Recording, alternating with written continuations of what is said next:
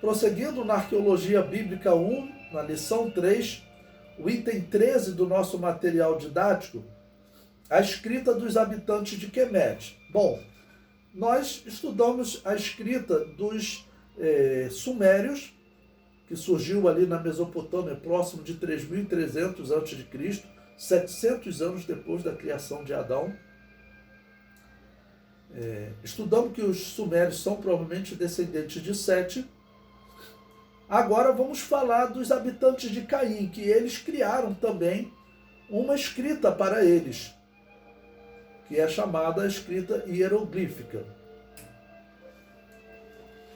O comentário diz: próximo do ano 3000 a.C., surgiu a escrita hieroglífica entre os descendentes de Caim.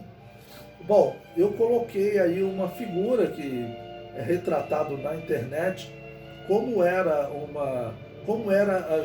essa escrita dos habitantes da terra de Quemete. Por exemplo, você tem ali uma ave, então, pelo jeito, ela já era chamada de alguma coisa parecida com ave, porque o som era da letra A.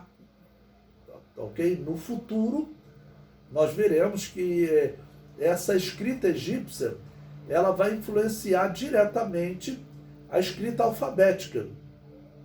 A escrita alfabética, ela é tirada a partir dessa escrita egípcia.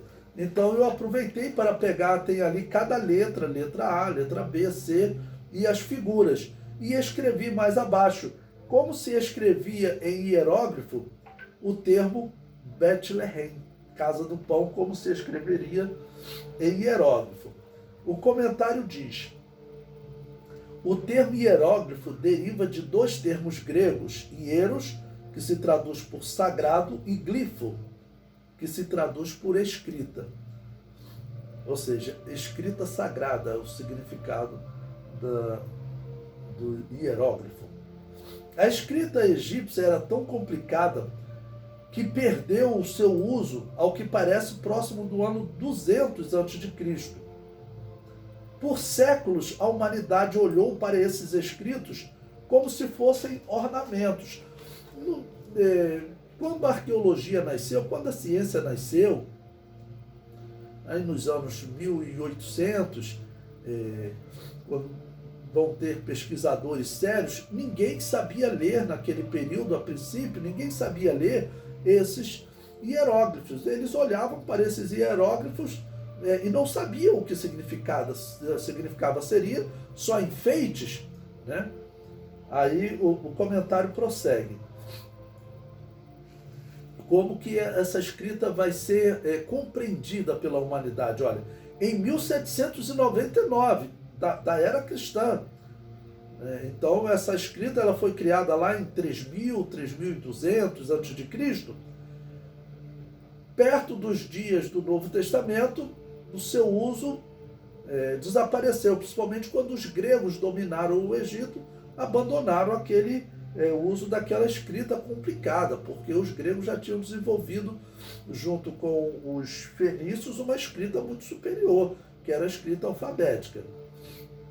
Então, em 1799, o exército francês de Napoleão chegou ao Egito e um soldado encontrou uma pedra que chamaram de Pedra de Roseta, pela aldeia onde ela foi encontrada. Então, eu coloquei aí na figura abaixo essa Pedra de Roseta. Então, vocês vão notar que ela tem três divisões, porque ela tem escritas em três sistemas. O principal vai ser o sistema de hieroglíficos, né, a escrita egípcia antiga, e também a escrita grega. Então, como tem a mesma história contada em hieróglifos e também em grego, a partir do grego, eles vão conseguir identificar o que significavam aqueles hieróglifos egípcios. O comentário diz: a pedra de 7 metros de altura, né? Pensa como é grande essa pedra, né? Você pensar numa casa que tem em média 3 metros, algumas mais, 4 metros de altura, essa pedra tem 7 metros de altura e 1 metro de largura. continha o mesmo texto escrito em hieróglifos, demótico e grego, que ela tem 3 divisões. Fora escrita a pedido do rei Ptolomeu V Epifânio. Como os eruditos conheciam o grego, foram capazes de correlacionar os caracteres hieróglifos e assim a humanidade conseguiu novamente entender o que estava escrito nas pirâmides e túmulos dos faraós.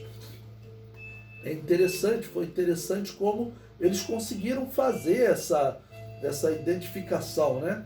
Eles levaram para a Europa e vários estudiosos começaram a trabalhar até que eles chegaram a uma tradução e aí começaram a usar outros locais onde tinham os hieróglifos e a partir dessa tradução eles viram que haviam mensagens, né?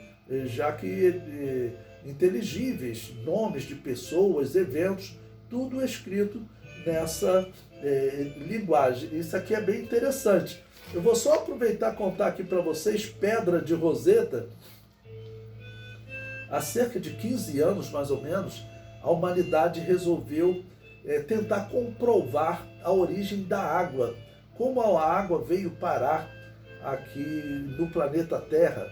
E eles tinham a hipótese de que ela veio parar aqui na Terra através de meteoros que caíam. Esses meteoros, eles teriam água congelada, né? Que está no universo, onde é frio, está congelado, e ela caía aqui na Terra. Então o que eles fizeram? Eles fizeram uma sonda, e essa sonda ela foi pousar em um meteoro, e lá ela iria extrair água e trazer para a Terra. E eles chamaram essa sonda, vocês podem procurar, a missão da sonda Roseta, exatamente fazendo uma referência a essa pedra, que eles diziam, bom, agora nós vamos dar uma resposta aos criacionistas, aos homens da Bíblia, como eles chamam, né?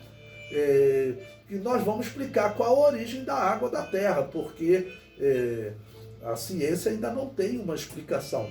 Bom, eles conseguiram extrair a água que existe lá no cometa, e eles acabaram por observar que a água que existe no cometa não é a mesma água que existe na Terra.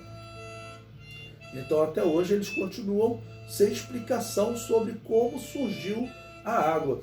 E como a sonda queria descobrir, né, eles chamaram de Roseta, eu aproveitei para contar essa história interessante para vocês.